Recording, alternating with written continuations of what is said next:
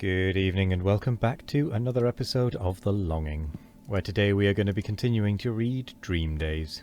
So, let's get going. And it's by Kenneth Grahame. She began the conversation while I hopped backwards and forwards over the ditch, feigning a careless ease. "Saw you in church on Sunday," she said. "Only you looked different then, all dressed up and your hair quite smooth, and brushed up at the sides, and oh, so shiny. What do they put on it to make it shine like that? Don't you hate having your hair brushed?" She ran on, without waiting for an answer. "How your boots squeaked when you came down the aisle. When mine squeak, I walk in all the puddles till they stop. Think I'll get over the fence."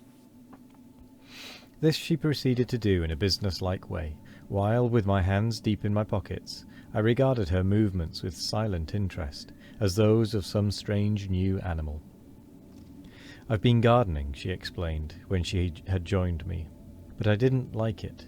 There's so many worms about today. I hate worms. Wish they'd keep out of the way when I'm digging." "Oh, I like worms when I'm digging," I replied heartily.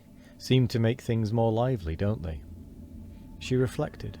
"Shouldn't mind 'em so much if they were warm and dry," she said.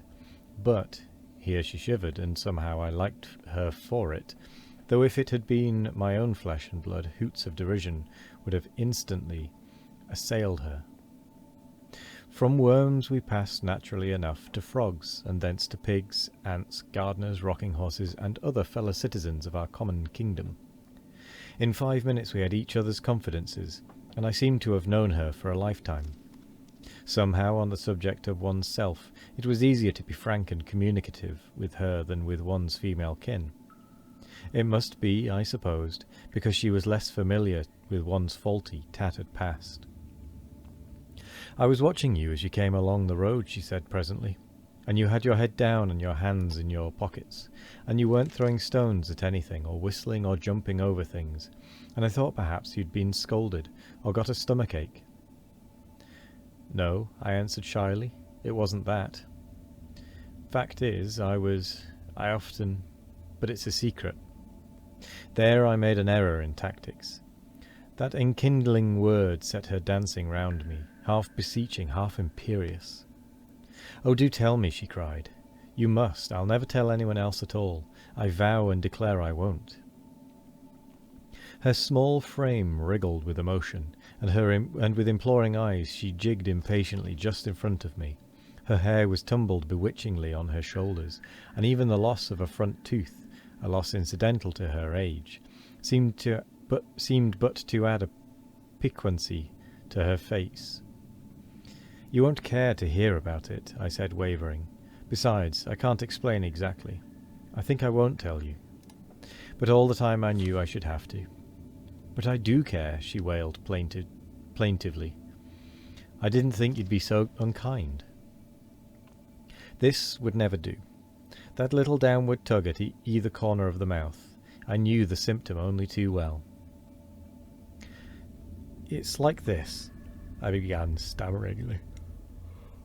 "Oh, excuse me. This bit of road here, up as far as that corner, you know, it's a horrid, dull bit of road. I'm always having to go up and down it, and I know it so well, and I'm so sick of it. So whenever I get to that corner, I go right off to another place." "What sort of a place?" she asked, looking round her gravely. "Of course, it's just a place I imagine," I went on hurriedly and rather shamefacedly. "But it's an awfully nice place, the nicest place you ever saw, and I always go off there in church or during geography lessons." "I'm sure it's not nicer than my home," she cried patriotically. "Oh, you ought to see my home. It's lovely. We've got—" "Yes, it is ever so much nicer," I interrupted. "I mean," I went on apologetically, "of course I know your home's beautiful and all that, but this must be nicer, 'cause if you want anything at all, you've only got to want it, and you can have it." "That sounds jolly," she murmured. "Tell me more about it, please. Tell me how you get there first." "I don't quite know exactly," I replied. "I just go. But generally it begins by, well, you're going up a broad, clear river in a sort of a boat. You're not rowing or anything, you're just moving along. And there's beautiful grass meadows on both sides, and the river's very full, quite up to the level of the grass, and you glide along by the edge, and the people are haymaking there, and playing games and walking about, and they shout to you, and you shout back to them, and they bring you things to eat out of their baskets, and let you drink out of their bottles, and some of them are the nice people you read about in books. And so at last you come to the palace steps, great broad marble steps, reaching right down to the water. And there, at the steps, you find every sort of boat you can imagine, schooners and punts and rowboats and little men of war. And you have any sort of boating you want to, rowing or sailing or shoving about in a punt. I'd go sailing, she said decidedly, and I'd steer. No, you'd have to steer, and I'd sit about on the deck. No, I wouldn't, though. I'd row. At least I'd make you row, and I'd steer. And then we'd... Oh no, I'll tell you what we'd do. We'd just sit in a punt and dabble. Of course, we'll do just what you like, I said hospitably. But already I was beginning to feel my liberty of action somewhat curtailed by this exigent visitor I had so rashly admitted into my sanctum. I don't think we'd boat at all, she finally decided. It's always so wobbly. Where do you come to next? You go up the steps, I continued, and in at the door, and the very first place you come to is the chocolate room. She brightened up at this, and I heard her murmur with gusto, "Chocolate room?" "It's got every sort of chocolate you can think of," I went on. "Soft chocolate, with sticky stuff inside, white and pink, what girls like, and hard, shiny chocolate that cracks when you bite it, and takes such a nice long time to suck." "I like the soft stuff best," she said, "'cause you can eat such a lot more of it." This was to me a new aspect of the chocolate question, and I regarded her with interest and some respect.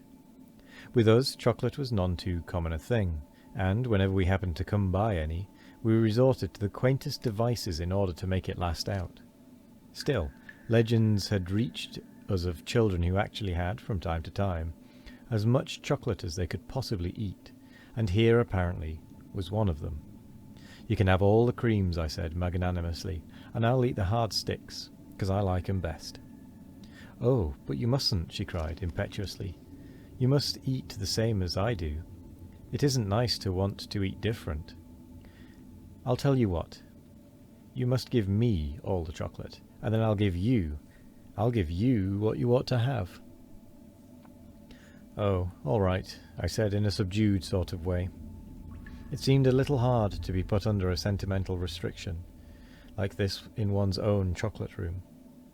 In the next room you come to," I proceeded, "there's fizzy drinks. There's a marble slab of business all round the room, and little silver taps, and you just turn the right tap, and have any kind of fizzy drinks you want." Excuse me. "What fizzy drinks are there?" she inquired. "Oh, all sorts," I answered hastily, hurrying on. She might restrict my eatables, but I'd be hanged if I was going to have a meddle with my drinks. Then you go down the corridor, and at the back of the palace there's a great big park, the finest park you ever saw, and there's ponies to ride on, and carriages and carts, and a little railway, all complete, engine and guard's van and all, and you work it yourself, and you can go first class, or in the van, or in the engine, just whichever you choose." "I'd go on the engine," she murmured, dreamily. "No, I wouldn't. Then there's all the soldiers," I struck in. Really, the line had to be drawn somewhere, and I could not have my railway system disorganized and turned upside down by a mere girl. "There's any quantity of them, fine big soldiers, and they all belong to me, and a row of brass cannons all along the terrace, and every now and then I give the order, and they fire off all the guns." "No, they don't," she interrupted hastily. "I won't have 'em fire off any guns. You must tell 'em not to. I hate guns, and as soon as they begin firing I shall run right away." But that's what they're there for," I protested, aghast. "I don't care," she insisted. "They mustn't do it. They can walk about behind me if they like, and talk to me and carry things, but they mustn't fire off any guns." I was sadly conscious by this time that in this brave palace of mine, wherein I was wont to swagger daily, irresponsible and unquestioned, I was rapidly becoming, so to speak, a mere lodger. And with that, we come to the end of the episode. So I will say thank you very much for joining me today. I hope you all have a wonderful morning, evening, afternoon, or night, no matter what time of day it is. I hope you all have a wonderful one of it. And as always, we will be back tomorrow for more of The Longing. Goodbye.